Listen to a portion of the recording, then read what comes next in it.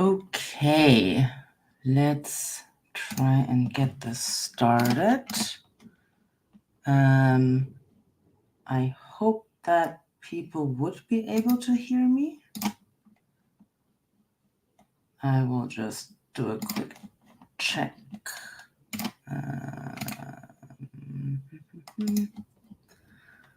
Okay, I'm just gonna check that the stream works and I can be heard.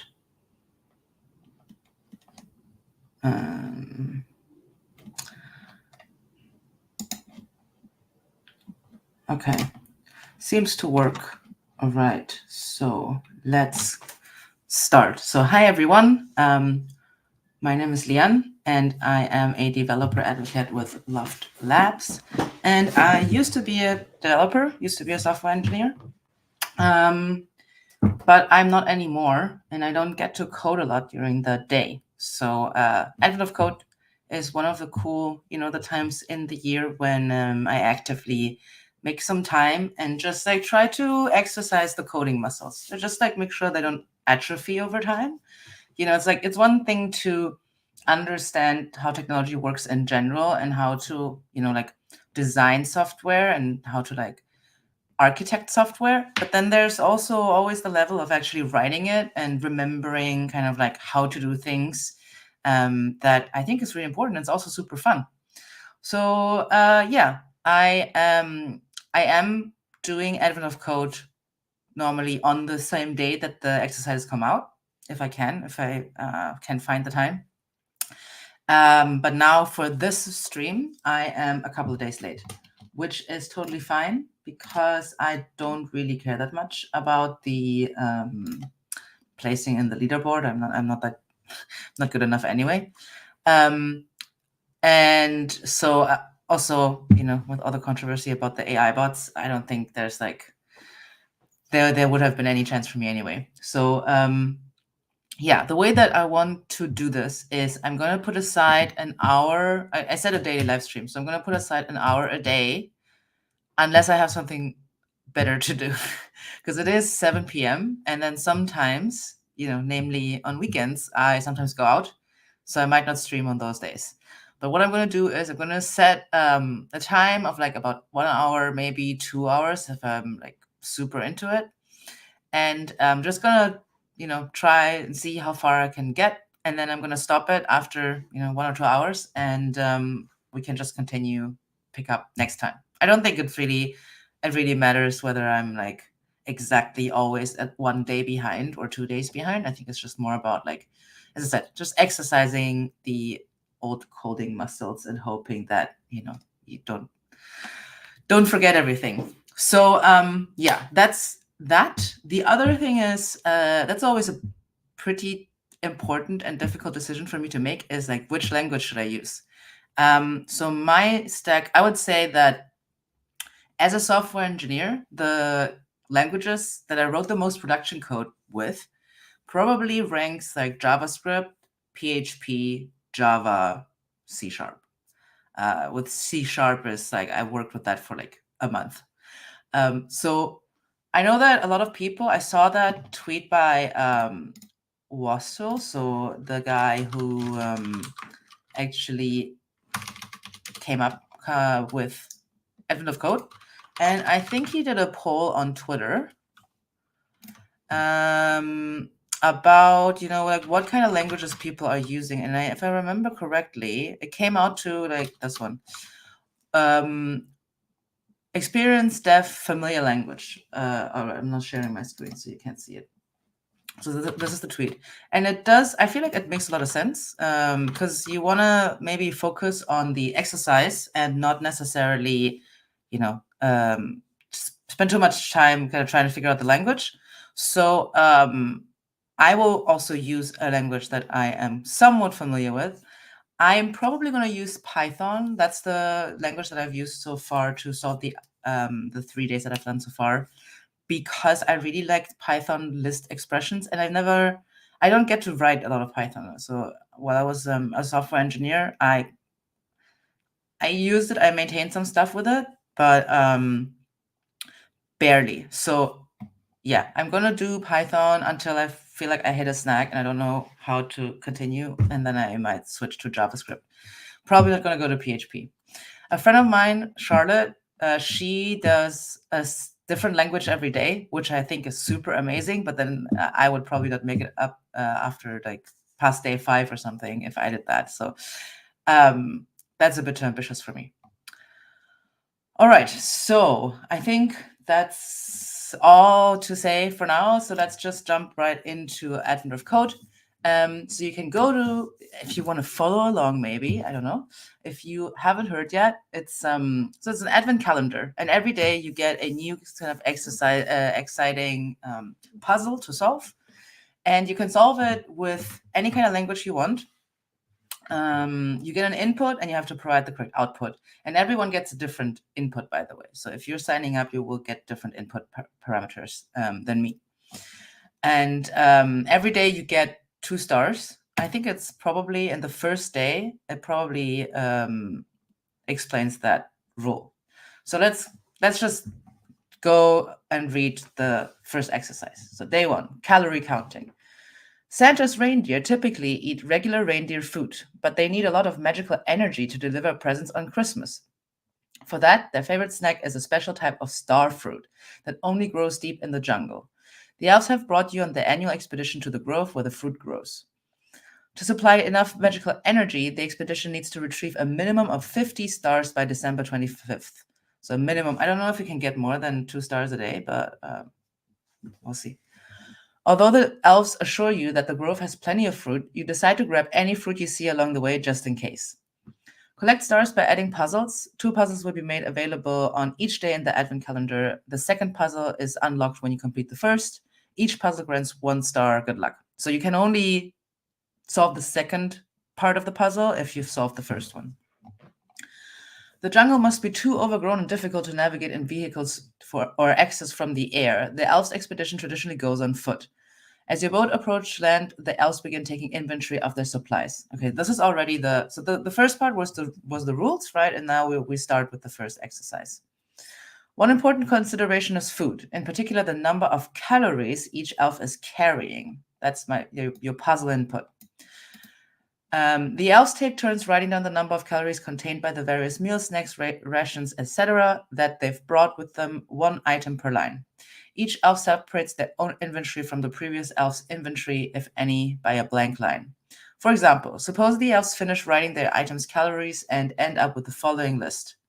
So we have an example here. 1, 2, 3, 4, 5, 6, 7, 8, 9, 10.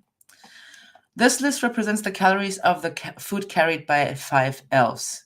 The first elf is carrying food with 1,000, 2,000, 3,000 calories, a total of 6,000 calories. Second elf is carrying 1 food item with 4,000 calories. The third elf is carrying food with so on. I'm not going to read every line out now. I think you get the gist of it. In case the elves get hungry and need extra snacks, they need to know which elf to ask. They like to know how many calories are being carried by the elf carrying the most calories. And the example above this is 24,000 carried by the 4th elf. Find the elf carrying the most calories. How many total calories is that elf carrying? Okay, so this is how these Advent of Code puzzles usually work. You get a input. It's written out here, and that will be looking simple. This is your test input, and your actual puzzle input will be following the same kind of structure. So you can use that input for development. And then once you finished your solution, you can then use the actual test input. So what we need to do is we need to know how much the elf that is carrying the most calories is carrying. So we know that every elf is carrying a number of calories, and each elf is separated by 1 blank line. So we have to add all these together until we hit a blank line, and that is then all the calories that each elf is carrying. So this elf is only carrying 4,000, this one is 11,000, and so on. And yeah, so I think this is pretty straightforward. We could probably just go ahead and start coding. And I will start by doing the following. I will create, this is what I usually do. I will do something like day 1 test input txt, and then I'm going to just paste the development input here. And then I will create a day one Python file. And I mean, okay, I've written more Python now in the past 2 or 3 days for Advent of Code, but I have not touched Python since last year's Advent of Code. So I will definitely need to Google a lot of stuff, but I feel like this is kind of how we develop stuff anyway. So I think that's fair representation. So what are we going to do? We have to, now I've written this in a file. So the first thing I probably need to do is to load that file. So already don't really know how to do that. So I'm just going to Python read file, read from file to array. That is exactly what we need. And it's I've already spent time on Stack Overflow to find this. So this is the way to do it.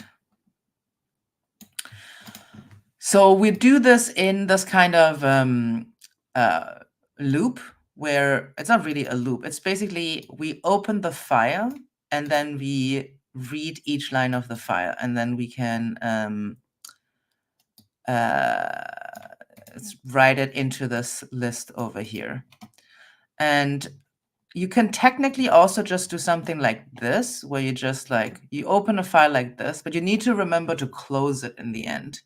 So I think if you're using with like this, then it closes automatically when this loop ends. So I think we just want to copy this maybe. I'll probably just have to, we have to return from it.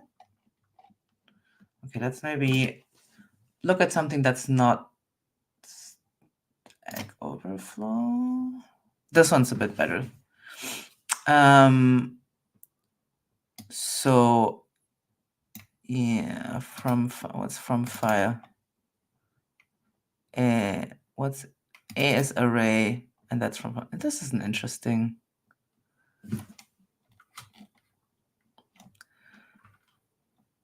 This is an interesting way to do it. Listen, this is exactly my process, right? I just look at stuff on the internet until I feel like I found something that I can read and understand. Okay, I'm just going to copy this one, and we'll see how far we can get. So we're going to start with, we're going to open this text file. It's test input txt as short, let's say data, and then let's just print data here, and then just see what we get. So okay, data is a IO text IO wrapper. So this is like the wrapper around the actual text file. So what we have to do is that we have to actually do read on it. Guess we could do read lines or read line. Let's see what read lines gives us. Okay, so each line is, and then I guess we could can we strip it right here? It doesn't look like it. Because it would be nice to just get rid of that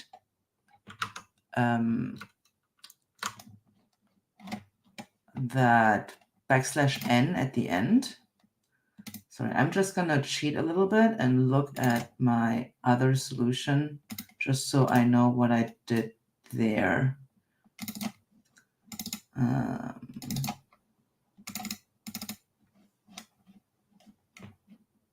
How did I open this? Oh, that's okay. That's useful. Okay.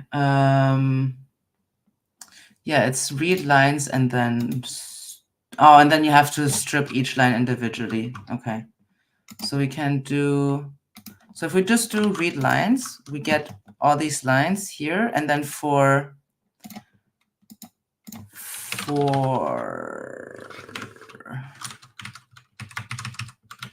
we do line in read lines, we can print each line dot strip, And then we should be stripping the \n. Right, so this is what I wanted. So now we're just printing each line as, well, basically here. This is just what we have now, but in our code for each line. And one of the cool things that Python can do is list comprehension, which is exactly why I chose to do Python, because you can write cool stuff like this, where you create a list, and in this list you will say line for line in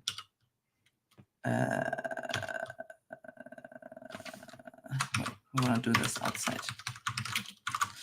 For line in data read lines. So now what we're doing is for each line in data read line, so it's basically looping through read lines, we just return line. So this is like a function inside this list, pretty much. It's like a map function. So if you're familiar with mapping functions, we basically go through this list, and then for each item of the list, we can each item of the list is this line thing, and we can transform it here to do stuff with it. So if I just print out this part, right, we should just get, again, these entries, but with the \n, like this, right? But if we now do line strip, then it's gone, right? So we can iterate like this and transform and mutate the item here, and then we basically implicitly return this to this array that we're creating outside. And this is like super powerful. It just makes a lot of things much easier to write, and I personally also feel much easier to read. Once you get used to it, I feel like it's much easier to understand this than trying to follow like 10,000 loops or something. So yeah.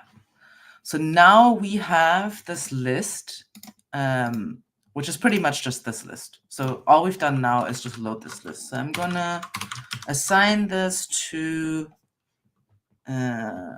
what does the exercise say? I mean, this is now naming stuff. Okay, this is like all calories. So I'm just going to name this calories. Right, so let's just print calories for now, so we know where we are. Okay, we have all the calories. And what the next thing we want to do is we want to add all the calories together. So what we can do is, for example, we can just like do a for loop. For C in calories, and then what is the like calorie sum or something?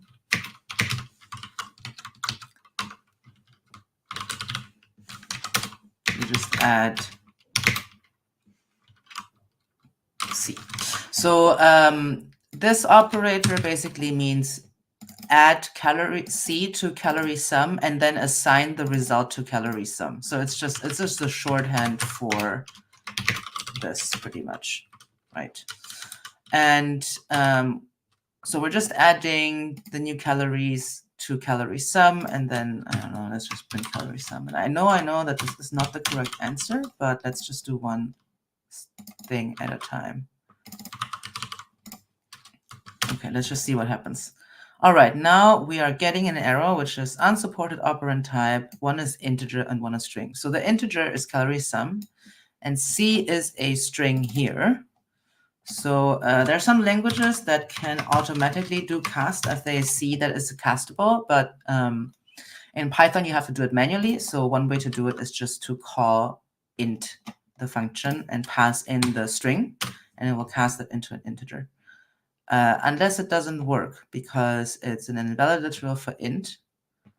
Okay, let's see what's happening. Why is this an invalid literal for int? Well, it actually says that it's an empty string. So this is the first thing where we have to think about it a bit more. because the okay, I'm just thinking like it shouldn't actually whatever. We'll figure it out. So it could be that the entry C is a new line, right? Because we don't want to add all the calories. We want to add all the calories for each ELF.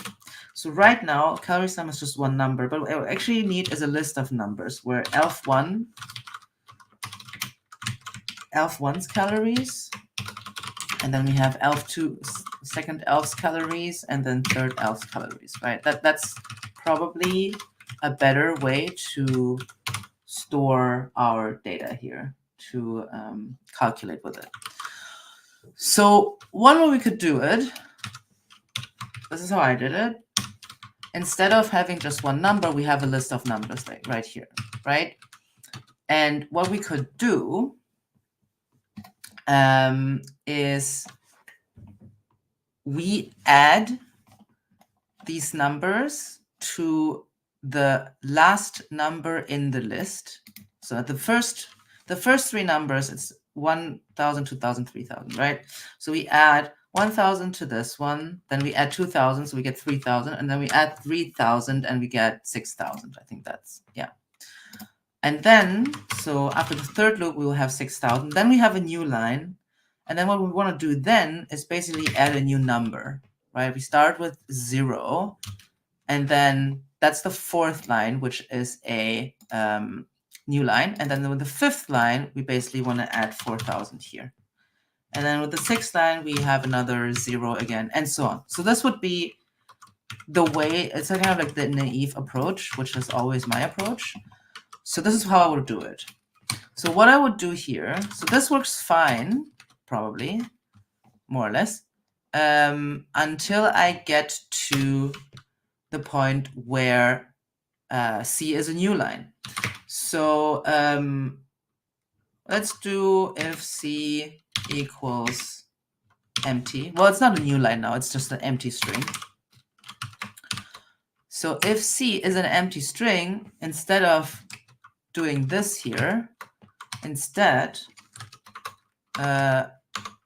we want to do calorie sum, and then we want to add a new element to this list. And in Python, you would do that with append, and this is what I want to append. So instead of adding 0 here, I would just append it. And then here, we can't just add this number just to calorie sum, because calorie sum is now in a list, so we can't just add it here. But we want to add it to the last element. And Python, again, gives you a nice shorthand for that. So instead of figuring out what the index number for the last element is, we can just do -1. And that will just automatically point to the last element in the list. So yeah, let's see. Let's see how it works out. Oh, okay. So I still get the same error because now what I've done is I've done this, and then I'm still doing this part. So what I need to do is actually, this is the other thing. So this is where else happens.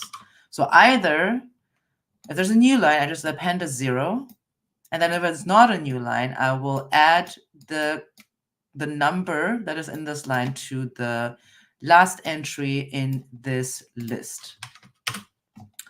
So now I have this list, and that looks very good actually, because I think this is exactly what we should be getting. So we should be getting 6,000, 4,000, 11,000, 24,000, and 10,000. So 6, 4, 11, 24, and 10. The 6, 4, 11, 24, and 10. Sweet. And so now we have this. And I think the next thing that we wanted to do was to, now we have to figure out which one is the, carries the most calories. And this is 24,000, and then we just return kind of that number. So we don't have to return which ELF it is, we just have to return the number of calories that they are carrying. And again, Python gives you a nice function already for that. It's called max. So if you just call max and you pass in a list, like this list, it should just give you the highest number in that list. And there it is. It's 24,000. So this looks actually pretty good, right? So let's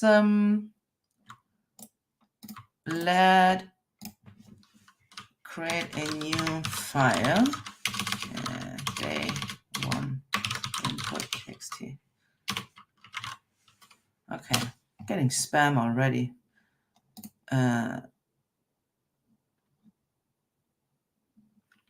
Dogehype.com. I'm not gonna ever go to. Okay, so I'm just getting some spam on Twitch.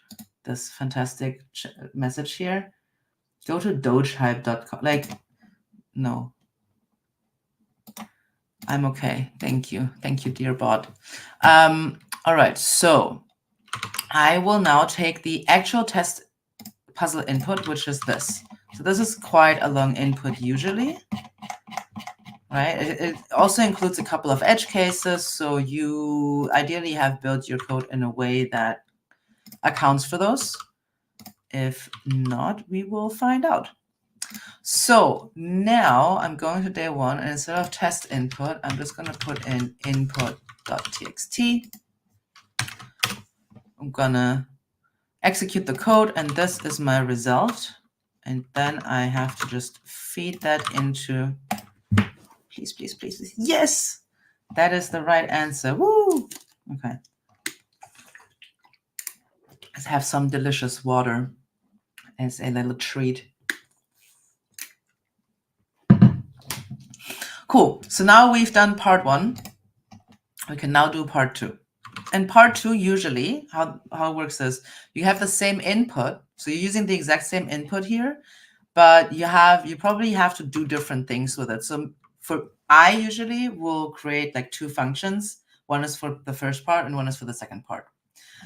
Because it's like you usually, if at all, you can maybe reuse parts of the original code. Like if you have to transform the data in some way, sometimes you can, like, maybe you get a numeric input, but you have to like do some stuff. So what you get out of is like coordinates in a system, or maybe some like letters that are written in a weird way, and then you can maybe reuse that logic. Anyhow, so okay, part two. By the time you calculate the answer to the elf's question, they've already realized that the elf carrying the most calories of food might eventually run out of snacks. To avoid this unacceptable situation, the elves would instead like to know the total calories carried by the top 3 elves carrying the most calories. That way, even if one of those elves runs out of snacks, they still have 2 backups.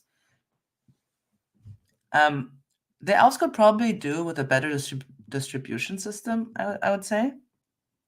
Anyhow, in the example above, the top 3 elves are the 4th elf with 24,000 calories, and the 3rd elf with 11,000 calories, and then the 5th elf with 10,000 calories. The sum of the calories carried by these 3 elves is 45,000. The calories will trickle down. Yes, exactly. Find the top 3 elves carrying the most calories. How many calories are those elves carrying in total? Yeah, it's like, you know what, this is the most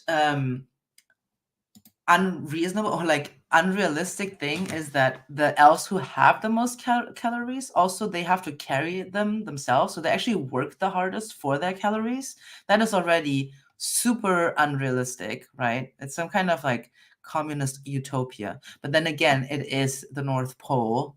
It's like, it's probably some kind of like authoritarian communist regime or something. I don't know. I think the joke is probably that it's ultra capitalist because the elves are basically working there as slaves. Anyhow, what we want to do is we want to, instead of figuring out what the top elf is carrying, we want to figure out the top 3 elves, right? And then sum up those 3. So as I said, I will just create a new function. So I'm going to put this in dev part 1. So this is how you declare functions in Python and in many other languages. So this is part 1, and I'm just going to copy paste for part 2 right now. Okay, so just gonna, okay, so again, we have the calories here. And I'm gonna use my test input again. And now, if I just execute the code here now, nothing will happen because I'm not actually calling those functions. So I have to actually call part2, and then it should print out. So, okay, so we were already here. And now we have to do the same thing where we basically map or like calculate the actual calorie sum. Basically, we have to do the same thing again here. Because we have to sum up all the calories for each, oops, that was stupid, for each, not now, Apple.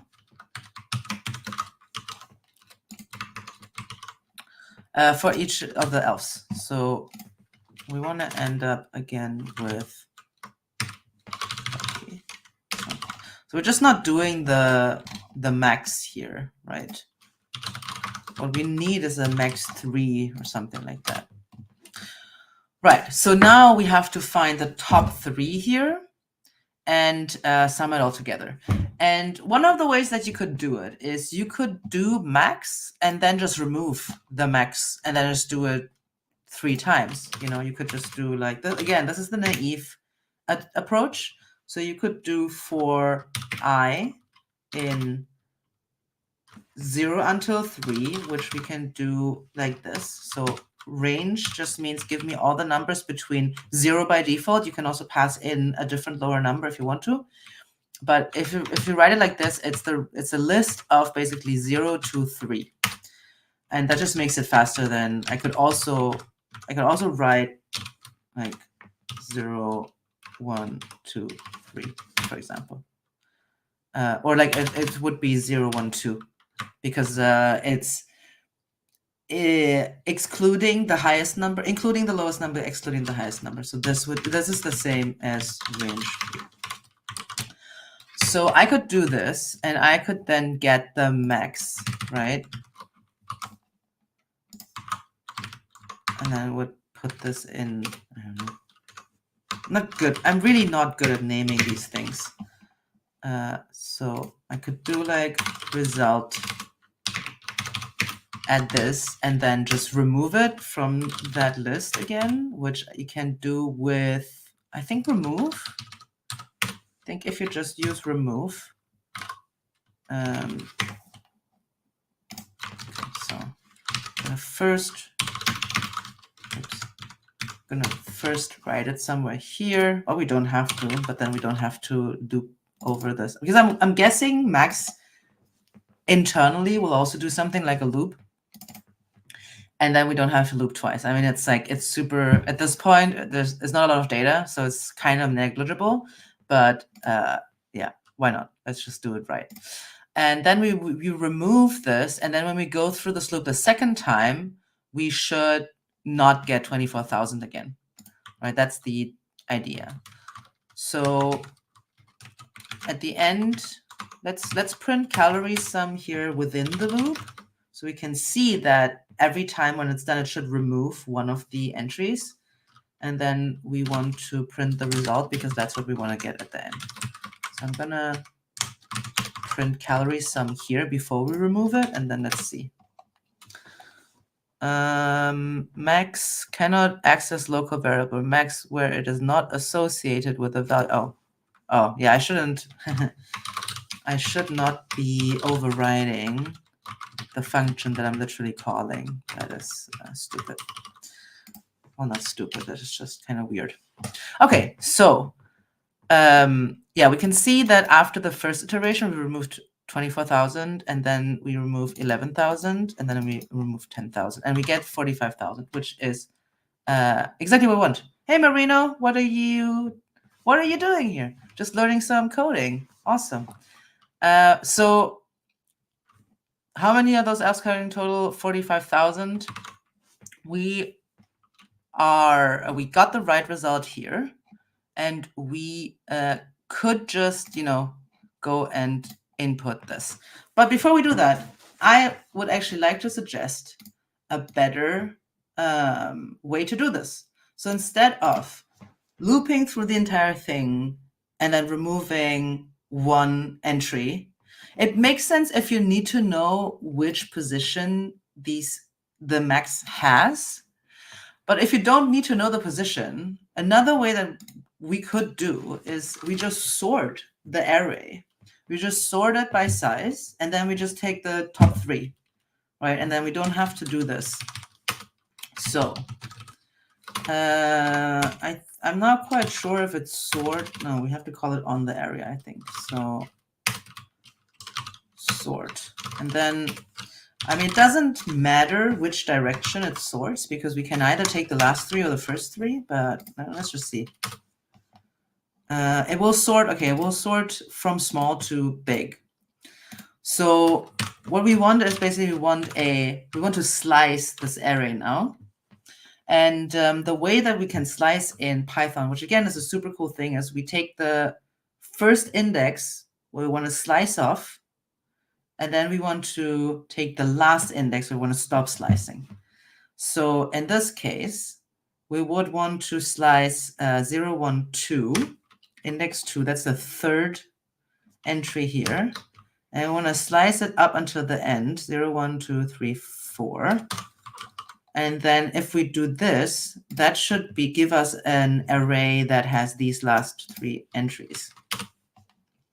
That did not work. So the first one is inclusive. So we have to do 1. Oh, wait, no. Sorry.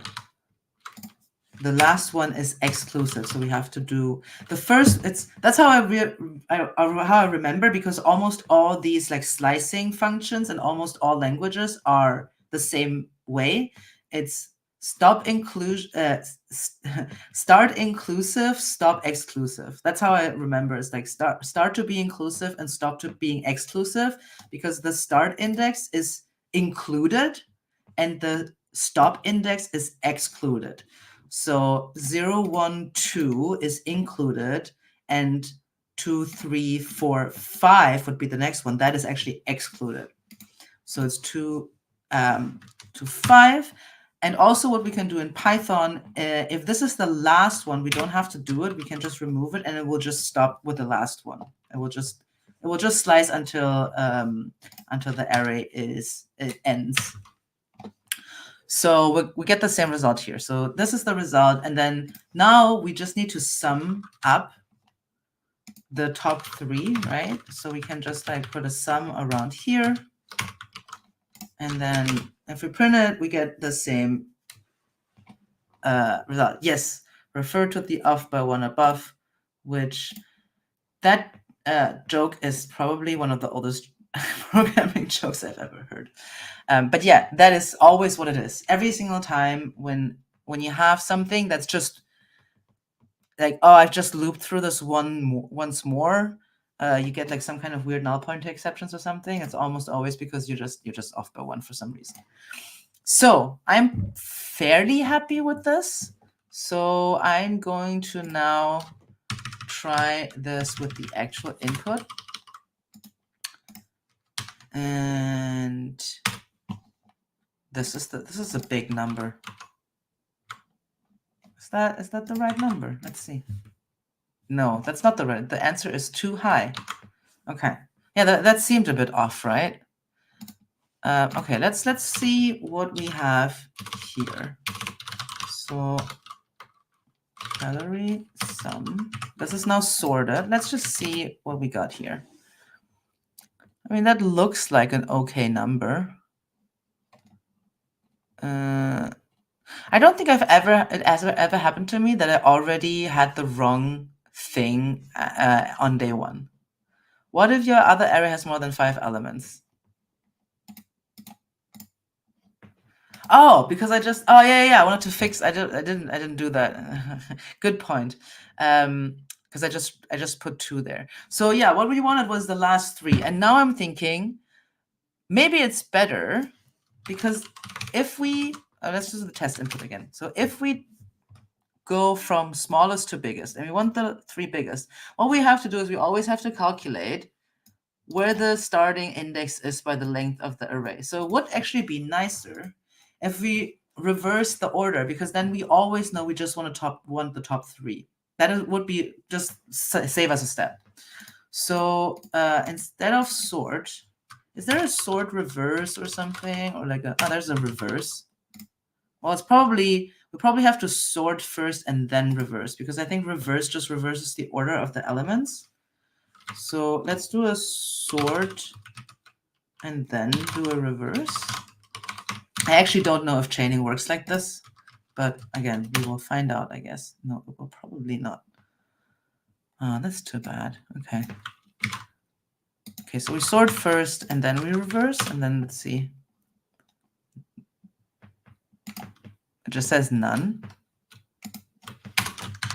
Okay, let me Google that. Let me do the programmer thing and find out what exactly sort reverse. Sort reverse order. Python. It has no return value. Okay, gotcha. Okay, so we want to reverse. Oh yeah, but it's like sort. That's why I can't chain it, because when you chain it to the return value of this function, and since it doesn't have a return value, it just modifies the original list that you give it. I can't chain it. So I have to do it like this, and now we should get the right. That's why it returned none here. So now I have it sorted in the way with the biggest first. So here I can now do 0 until 3, right? Because we wanted 0, 1, 2, and then 3 we don't want. So we put 3 here because this is the end is excluded. So now we should get 45,000 again. So now let's try input.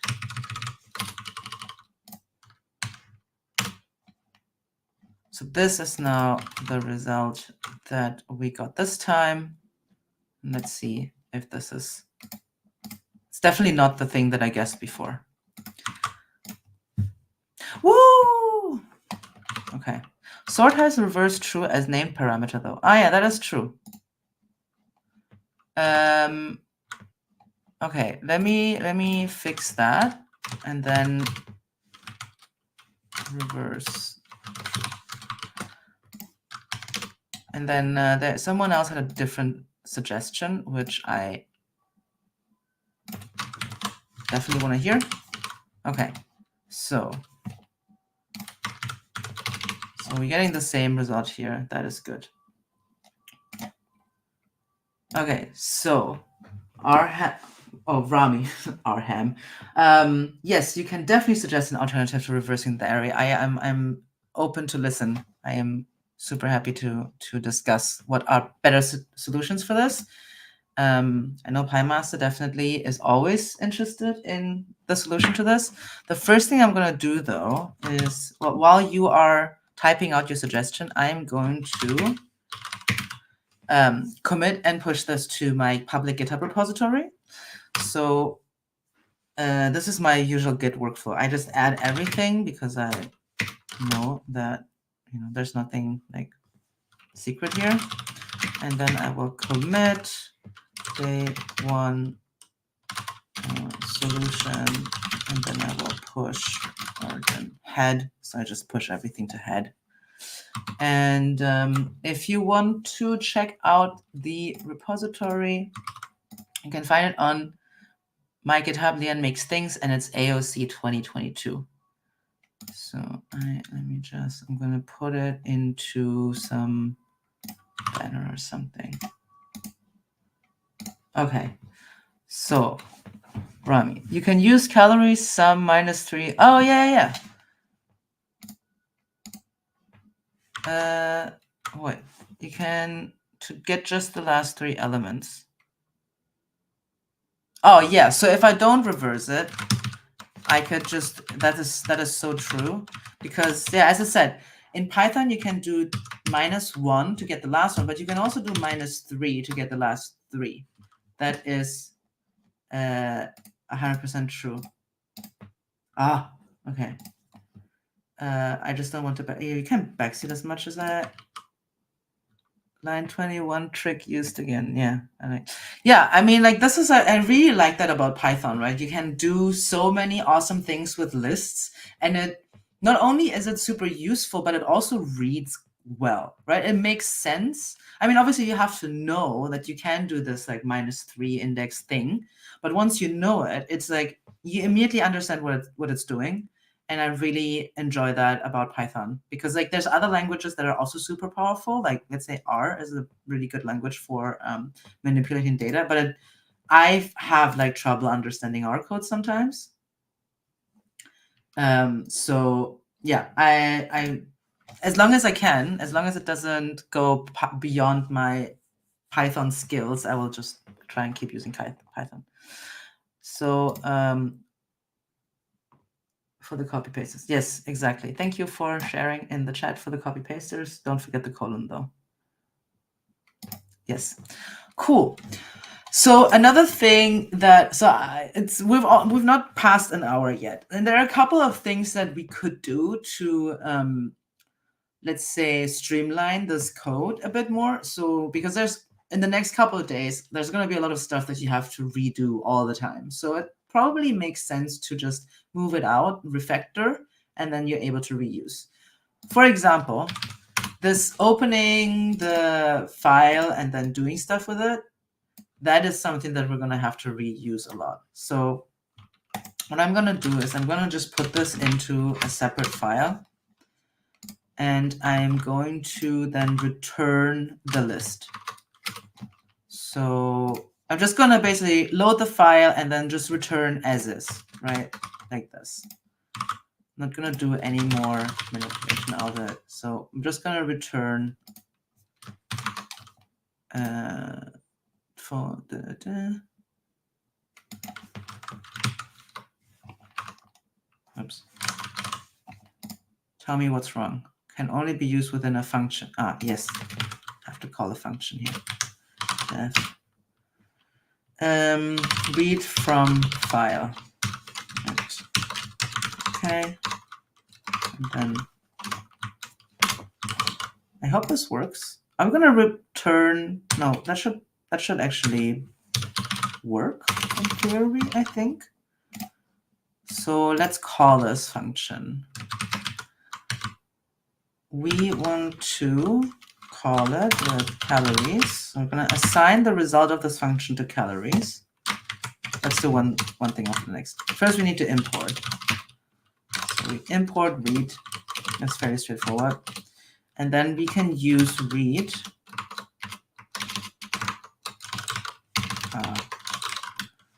from file. Now we can just access that function. And that is, sorry, that return value we're gonna assign to the variable calories. And then in theory, this should just work as before, unless we did something wrong and we broke something, which is always possible. Well, looks fine. Is that our result? Turn to my advent calendar. Let's see. 7296. Yes, that was our result. Okay, so this seems to work fine. So now we can just reuse that here. And then later we probably, so this will work fine for today, but then tomorrow we have to, we can do it now. If we already know it's gonna happen, we can just do it now. Because right now the file path is hard-coded here, but we probably want to do something like this, so we can pass in the file path here, and it's dynamic. And just passing in day one input txt. I mean, there's a lot of stuff we could do. We could also just remove the .txt and like put that in whatever. So day 1, that looks fine. What if we call part 2 as well?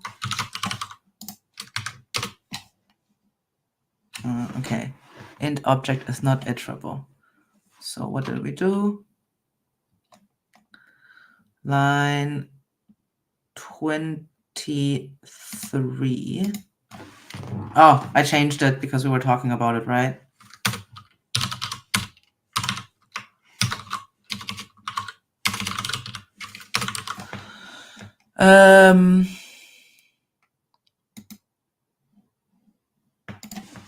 Hold on. What is not iterable? This is the list. Oh, we have to slice it. This is just one element. Forgot to slice it. Wait, it's -3 until the end of the array. So it's colon here, and then technically this would be 0, right? Okay, I think this is the right result. This is not what Rami Jaguar suggested? Are you sure? Rami Jaguar suggested you can use calorie sum -3 to get just the last 3 elements instead of reversing the array. So we still sort it, but instead of reversing getting the first 3, we just like use -3 as the first index. I do think that's what Rami suggested, but please correct me if I'm wrong.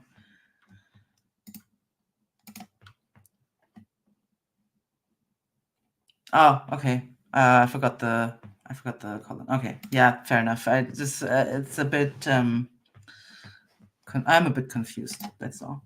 Okay. Yeah. I mean, there's something else you could do. There's a lot of there's a bunch of stuff that we could do. I'm quite happy with it now. I don't want to go too overboard.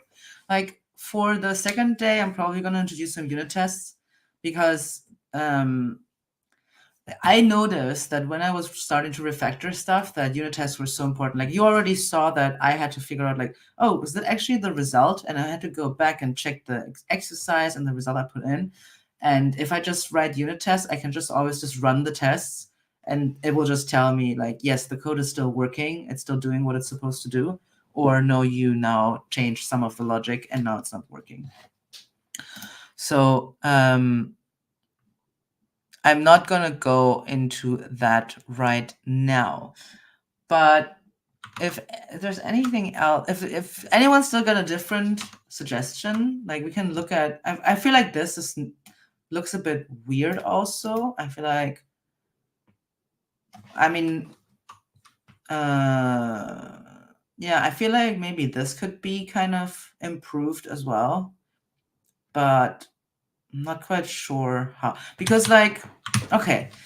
So another thing, now our array looks like this, right? We have A, B, C, empty string, and then D, E. So we have to iterate through it.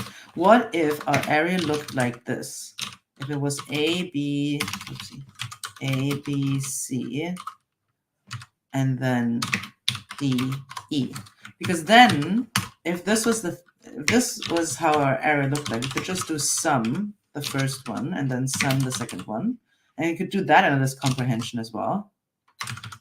Right? So if we just spend a little more time changing our data structure to look like this, then we don't have to do that. I mean, I don't know if it's going to be a computational difference because like in the end, we'll still have to probably loop twice or something.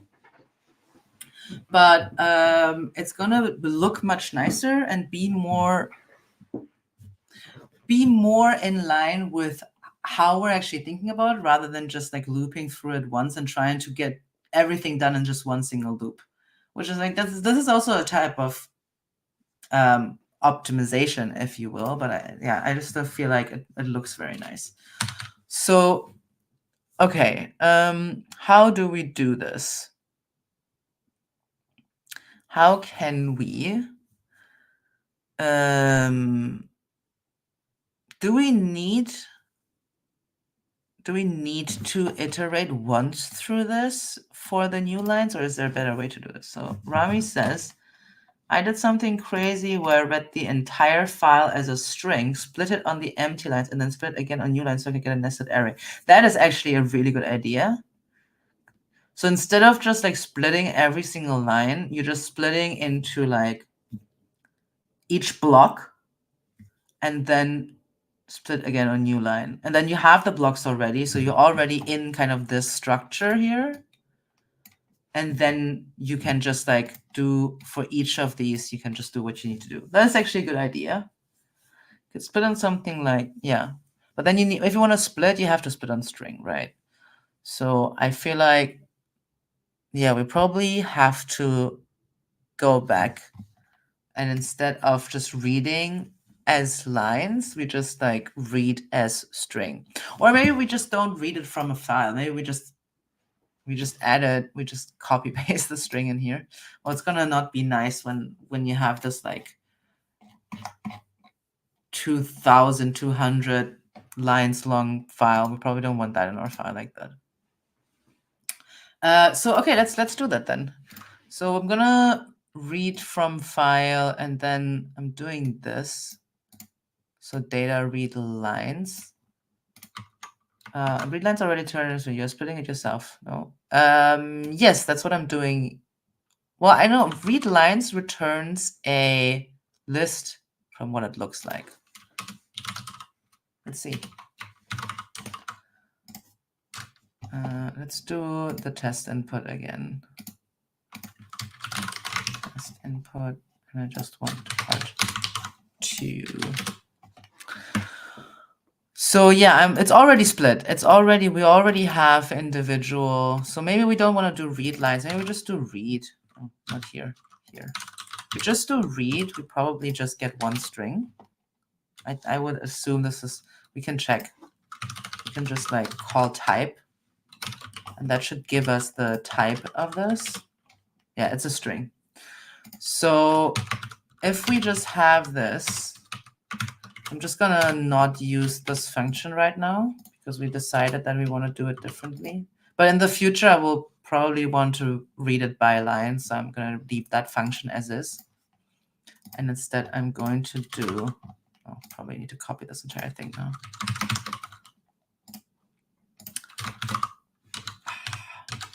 Okay, so I want to do this, and then let's just put it all there. It's fine. So I'm gonna read this file, right? And then we have this one string. So this is our input. And then we want to split this input on \n, I'm guessing, on the single string \n. Not sure if this is doing what I wanted to do, but we will see. I mean, this is how I code, right? I just say, I think like, okay, this probably could work, but then we don't know. We'll have to see. Almost. Now we just split on the actual new line. That's not what we want. Oh yeah, you said something like \n \, yeah, because we don't just want the one. So after every line, there's always a \n. But what we want is basically the line itself is a \n, and then there's not another \n at the end of that line. So basically, a new line is 2 line breaks. Okay, there's some error because we're doing stuff that doesn't work anymore. So let me just comment that out. So yeah, that looks pretty good. That's exactly what we want. So we already have, each element here is already one elf. So now what we can do is we can now, so for each like line, like, I don't know, let's say line in input, right? So for each of these lines, what we want to do is we want to split that line again on \n. And that, so now we should have, this should be now another list. Let's see if this is true. So now we should have a list of lists, right? In each list we have now this number just as it should be. This is perfect. Okay, so now we have this list. I'm just going to put it in calories by ELF.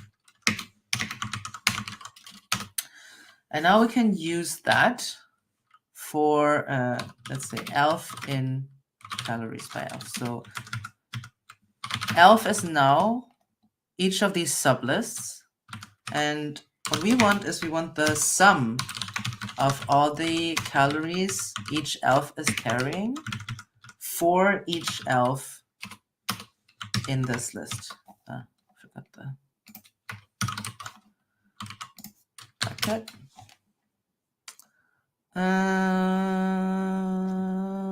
It's not doing what it's supposed to do. Let's see what I'm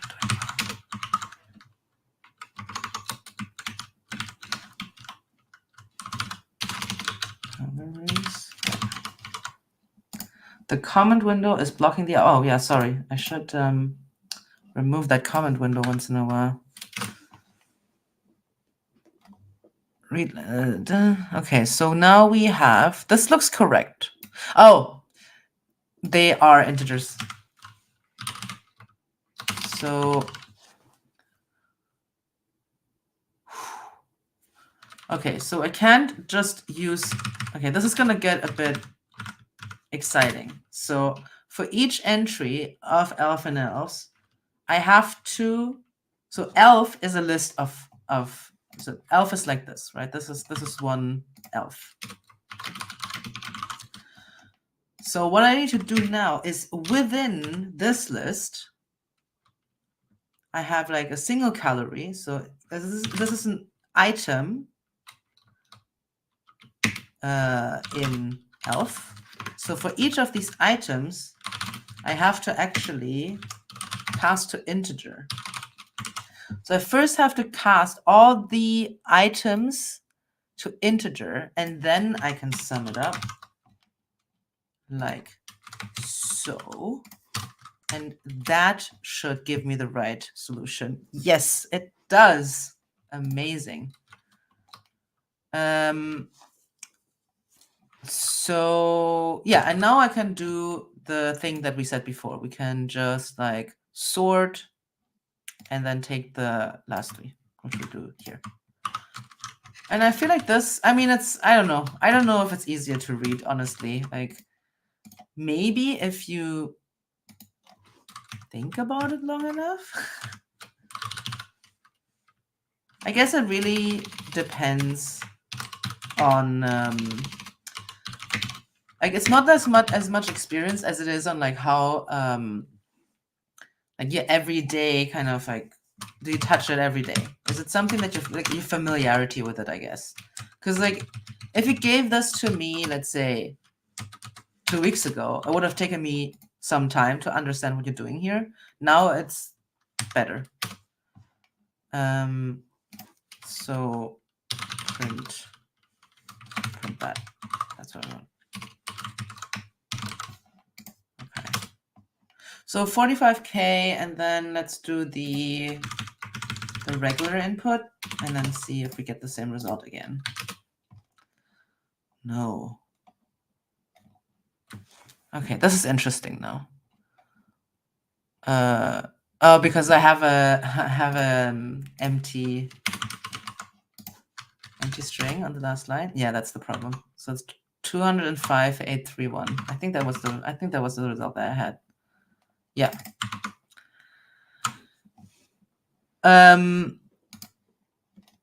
File readlines is equivalent to list file. I mean, it says read lines, so it makes sense that you receive a list. I mean, like in Python, if you can receive it as a list, you would probably receive it as a list. Rami says, I'm not very good at being Pythonic. I use C#. You know what? I used C# for a month. It was not as bad as people say it is.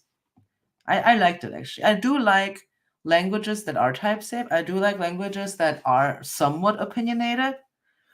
It just makes a lot of things, like, if you have a convention, it just makes a lot of things easier to understand and to align on, which I think is a big plus. If you work with bigger teams, or if you have to read code that's like not in-house developed, I do think that's generally a good thing. It just depends, like, if the convention is just like maybe not great, then usually someone will come up with something. Like, you would just like have something like Kotlin, for example, so you don't have to write, like, if you do Java and then you have to write out all the types and interfaces and everything, and it just like grows and grows and grows.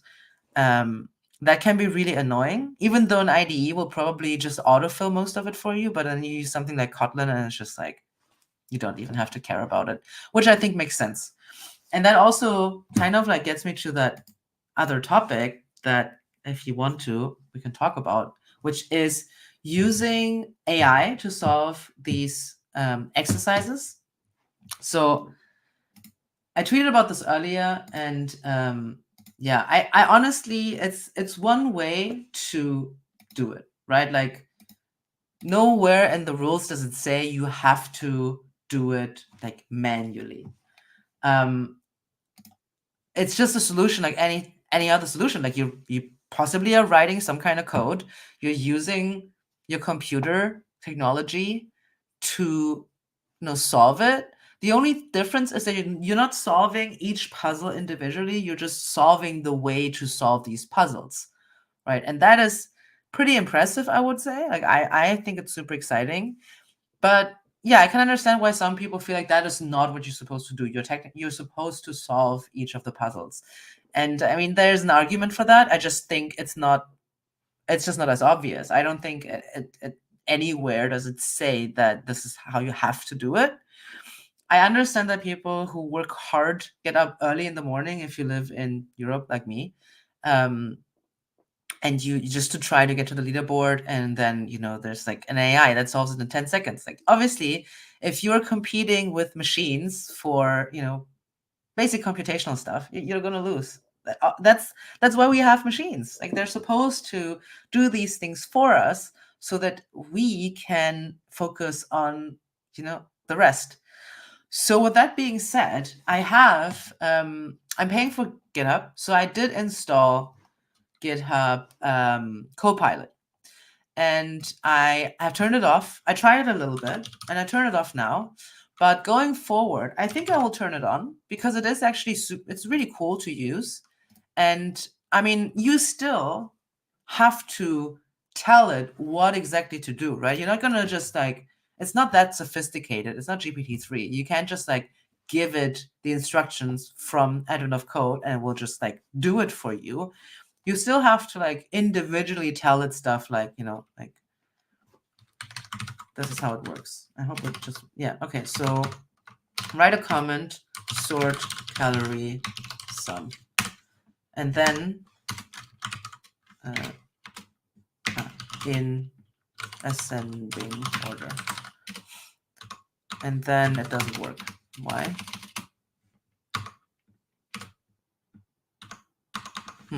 Okay, well, I guess it doesn't work now. Calorie sum.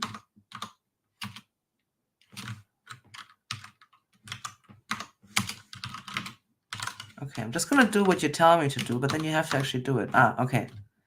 So now it will. This is interesting. If you do descending order, it will give it to you. But then if you say ascending order, oh yeah, now there it is. I don't know what happened. So like, this is super nice if you just like don't remember. If like, for me, it was a lot of times I was like, okay, I know you can do it in Python, like you can do this thing in Python, but I just don't know the syntax of it right now. And so you can just like use it to just like, so just save the to go to Stack Overflow. Actually, there was a comment on Reddit earlier, and I took a screenshot because I thought it was like hilarious. Let me just see if I can still find it. Oh yeah, I deleted all my screenshots. That was so smart. I wanted to clean up my desktop so people don't see what a mess it is. But then obviously I also like don't have that screenshot anymore. Is it here? Okay, just give it back to me. Yeah, okay. So this was on the Reddit thread that I read earlier, where people were just like complaining about this AI kind of like being able to solve it in 10 seconds, and that we should just like ban AI from competing. And then someone raised this very good question about like what is I'm not sure you can meaningfully define a bar for what counts as too much. How about using DuckDuckGo's AI systems to figure out how to solve the problem, then copying the solution from Stack Overflow, which is probably how most of us are solving the problems. Like, I felt so called out by that, because that is exactly how I'm solving the problems. I literally just like, sometimes even just like write down the pseudocode like this, and then just go on Stack Overflow and just like try and find, or like go to just like DuckDuckGo it. But I could just like, yeah, just use GitHub Copilot. And personally, I think that's totally valid. This is a solution like every other solution. You just like went up one meta level, and I think that's totally reasonable. But yeah, I would suggest, I mean, no one cares about what I think, but first of all, I think it would help if the creator, like one person of the creation team would just like make a statement and just say like, hey, this is the way that we hope people would do it. And, you know, like, if you want to do it any other way, because they do have a part about streaming, right? They do say that if you want to stream this, that's all right, but let's see if I can find it.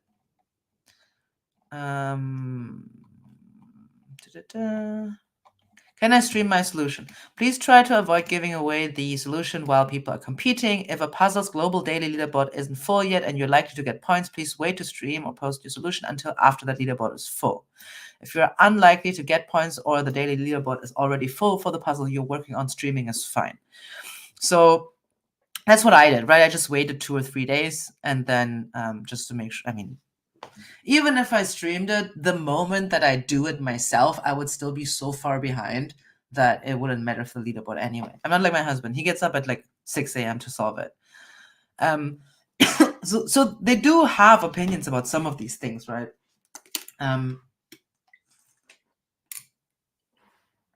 So they could just as easily also just add one, hey, you know, if you want to solve it with AI, that's fine. Just maybe wait until the leaderboard is full because people care about that stuff. Or maybe we have like a separate leaderboard for AI generated results. I think right now the discussion is just like, because there is no clear defined rule set or framework, like which solutions are okay and which ones are not. That is why people are discussing it. And I feel it's kind of sad that is almost overshadowing kind of the usual discussions we have around Advent of Code, discussing our solutions. So yeah, I feel like it would help, but I personally do not care. I don't have a chance to reach the leaderboard anyway, because even if I got up at 6 a.m., I would probably just take 5 minutes just to figure out how to load text from a file. By that time, the leaderboard is already full anyway. So Rami, for example, says separate leaderboard for AI or bots seems reasonable but hard to enforce. Yeah, that's absolutely true. Like, this is just what the commenter said. Like, how much AI is too much? So if you're using autocomplete in your IDE, that is often AI driven. Is that not okay? Because that's using AI. There's some people, like my husband, he uses scripts to set up just some boilerplate. Like, it will just like create some files and that's it. But then you could conceivably create like a file and already crawl the input and put that into the file, and then you already have that. You don't even have to copy paste it from the website. Is that okay? Because that will cut down maybe half a minute from your time as well. Um, if you can code it, I feel like it's allowed because I mean, it doesn't even say that you have to code it. There was actually a person on Reddit who solved the first day with Factorio. They use the Factorio circuit system, and that looked amazing. Actually, let me just check if I can find that post. Yes, this one. So they used this blueprint that they have, where they basically you can put a number of metal sheets, like iron sheets, in this box, and then it will output that number. And then basically you just have to build the logic to put the right number of metal sheets for each of these digits, and then it will just output that number for you. Like that isn't. I'm trying to stay away from ableist terms, but that is pretty awesome. Like that is very, very impressive. But then this is also not a programming language, right? I would argue it's coding. It's 100% coding, but it's not technically what most people probably need to do. I guess most people think that this is okay because it doesn't affect the leaderboard. And I agree. This is like super awesome, honestly.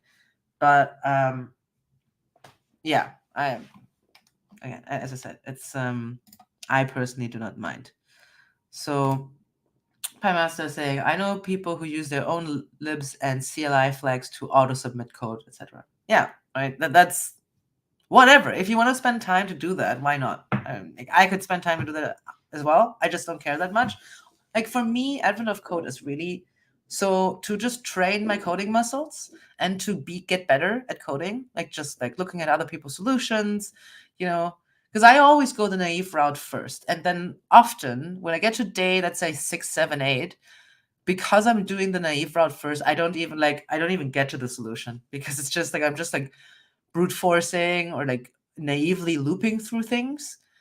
And then, I look at other people's solutions and then I start to understand, oh, okay, you can do it like this, you can do it like this.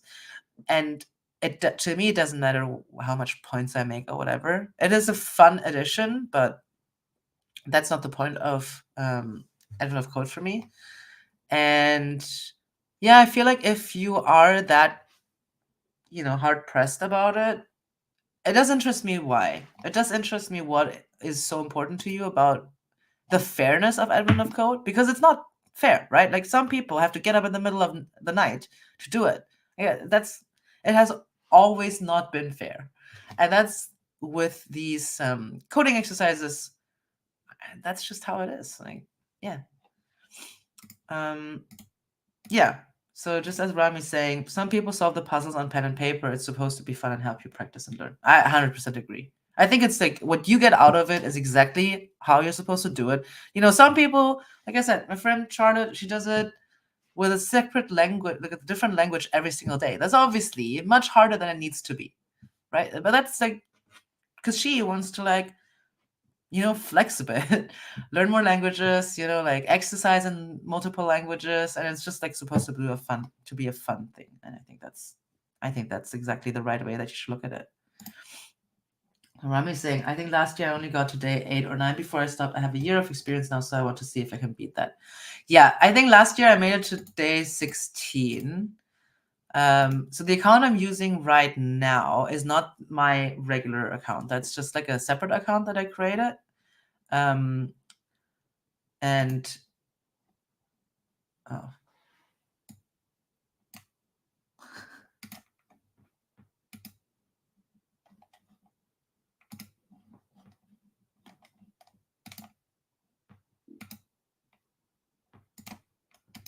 Wow.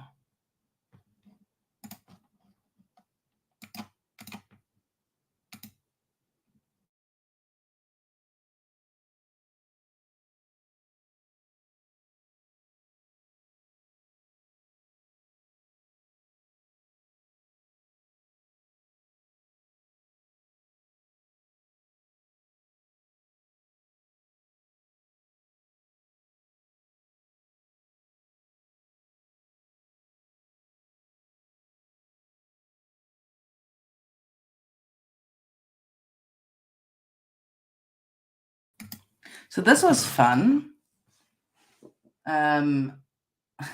Apparently, my browser was using about 32 gig of memory, which is why everything just died. So, okay, let's just leave it at that. We will just like do part 2 tomorrow, because I don't have anything better to do tomorrow. And yeah, so thank you all for joining me here. It was a lot of fun. We're gonna do tomorrow the same time, which is 7 p.m. if you're in Europe, 6 p.m. if you are in the UK. It is 10 a.m. on the west coast of the US and 1 p.m. if you are on the East Coast. And you know, okay, I have to like show another comment and then I can hide it. Rami, I really appreciate you joining me. It was really cool to hear about your solution as well. If you are willing to and want to join tomorrow, I would love that. Yeah, as I said, I'm planning to maybe write some unit tests tomorrow. That would be cool. So yeah, please go to GitHub and check out. I'm gonna also have to commit this new part that we just came up with. I'm gonna do that. And you know what? I'm gonna do it right now, just so you can see that I'm actually doing it. I think what happened with the why my browser was just like dying was probably because I'm sharing the screen. I feel like if I wasn't sharing the screen, it would probably not be as bad, but I don't know. Okay, so let's just do that real quick. So this is another cool GitHub or Git hack if you don't know it yet. So you can do like -p to your Git add, and it will just give you chunks, and then you can decide for each chunk whether you want to stage that or not. So you can split chunks also. So now I've split. This is the first, or like hunk. This is my first hunk. So yes, I want that. This is my second one. I want that too. This is the third one.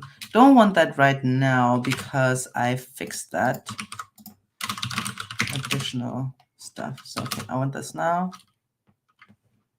Yes, because I deleted the new line there. Okay. So now, oh, and I have to add that read pi as well. Okay, so optimized part 2 of day 1. And then we push, and then we're done. And yeah, again, thank you all for joining me, and we will see each other tomorrow for day 2. Have a good evening or a good day. Thank you, and see you soon. Bye-bye.